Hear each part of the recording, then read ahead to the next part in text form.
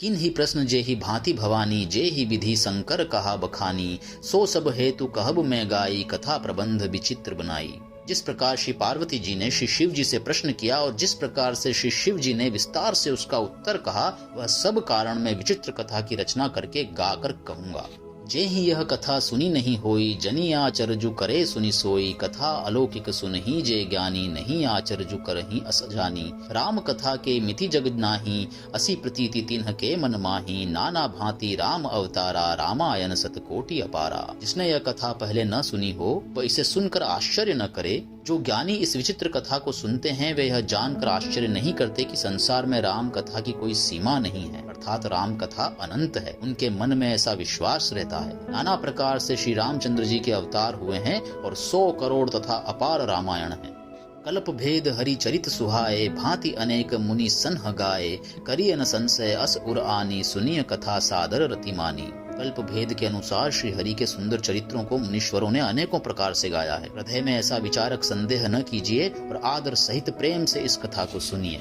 राम अनंत अनंत गुण अमित कथा विस्तार, सुनी आचरजुन मानी हहि जिनके विमल विचार। श्री रामचंद्र जी अनंत हैं, उनके गुण भी अनंत हैं और उनकी कथाओं का विस्तार भी असीम है। अतएव जिनके विचार निर्मल हैं वे इस कथा को सुनकर आश्चर्य नहीं मानेंगे। एहि विधि सब संशय करी दूरी, सिर धरे गुरुपद पंकज धूरी, पुनि सब ही बिन वों कर जोरी, करत कथा जही लाग न खोरी। इस प्रकार सब संदेहों को दूर करके और श्री गुरु जी के चरण कमलों की रज को सिर पर धारण करके मैं पुनः हाथ जोड़कर सबकी विनती करता हूँ, जिससे कथा की रचना में कोई दोष स्पर्श न करने पावे।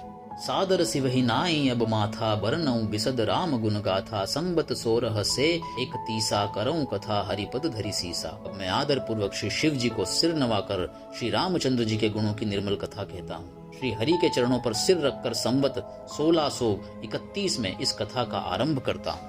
नौमी भौम बार मधुभाषा, अवधपुरी चरित प्रकाशा, जे ही दिन राम जन्म श्रुति गावहि, तीर्थ सकल तहाँ चली आवहि। चैत्र मास की 9वीं तिथि मंगलवार को श्री अयोध्या जी में यह चरित्र प्रकाशित हुआ। जिस दिन श्री रामचंद्र जी का जन्म होता है, वेद कहते हैं कि उस दिन सारे तीर्थ मतलब श्री अयोध्या जी में चले आते हैं। असुर नाग खग नर मुनि देवा, आई करहि रघुनायक सेवा, जन्म महोत्सव रचहि सुजाना, करहि राम कल कीरति गाना। असुर, नाग, पक्षी, मनुष्य, मुनि और देवता सब अयोध्या जी में आकर श्री रघुनाथ जी की सेवा करते हैं। बुद्धिमान लोग जन्म का महोत्सव मनाते हैं और श्री राम जी की सुंदर कीर्ति का गान करते हैं।